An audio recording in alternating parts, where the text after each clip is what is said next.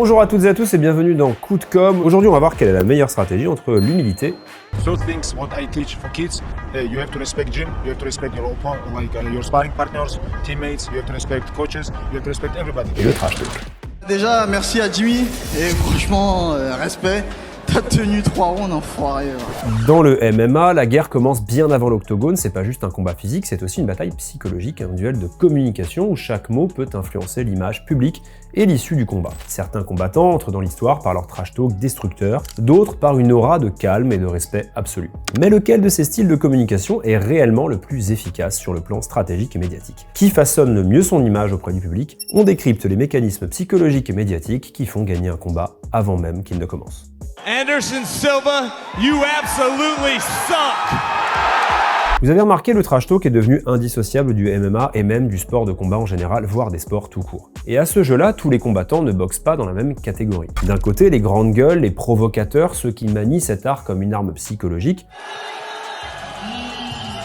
De l'autre, les silencieux, les humbles, ceux qui laissent leurs poings parler avant leurs mots. Entre la stratégie du bad boy et celle du sage respectueux, qui l'emporte vraiment? Le trash talk, c'est l'art de vendre un combat avant même qu'il ait commencé. En communication, on parle de storytelling.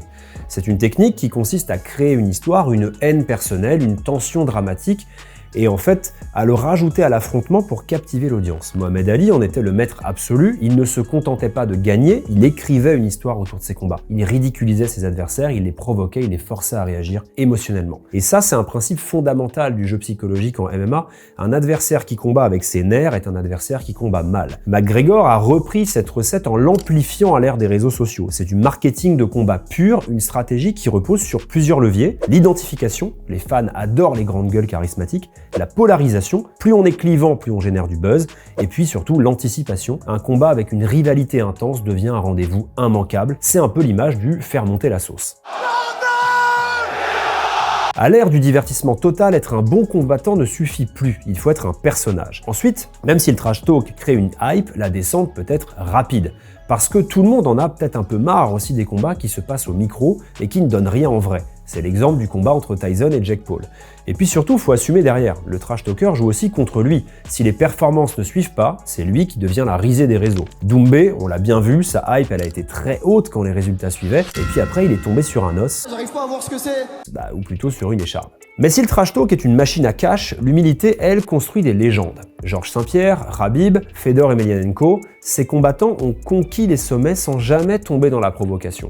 Pourquoi? Parce qu'ils ont misé sur une communication complètement différente et inverse, celle du respect et de la maîtrise. Là où le trash talker cherche à voler l'attention, l'humble cherche à imposer une image d'excellence. Dans le jargon marketing, on parle de branding d'autorité. On ne cherche pas à se vendre par le clash, mais par la domination, la constance et la rigueur. Prenons Khabib, pendant des années, il a laissé son style parler pour lui. Une lutte impitoyable, un contrôle total, une efficacité sans faille, il ne criait pas, il ne provoquait pas. First of all, I want to say sorry to Athletic Commission. I know this is not my best side. Mais il construisait une aura de terreur, une légitimité qui forçait le respect. Non pas par des polémiques, mais par une identité forte, fondée sur l'honneur et les valeurs. L'humilité, dans ce cas-là, elle fonctionne car elle crée une image intemporelle. Un trash talker peut devenir rapidement un clown si ses résultats ne suivent pas. Un combattant humble, lui, devient un modèle. Alors quel style est le plus efficace?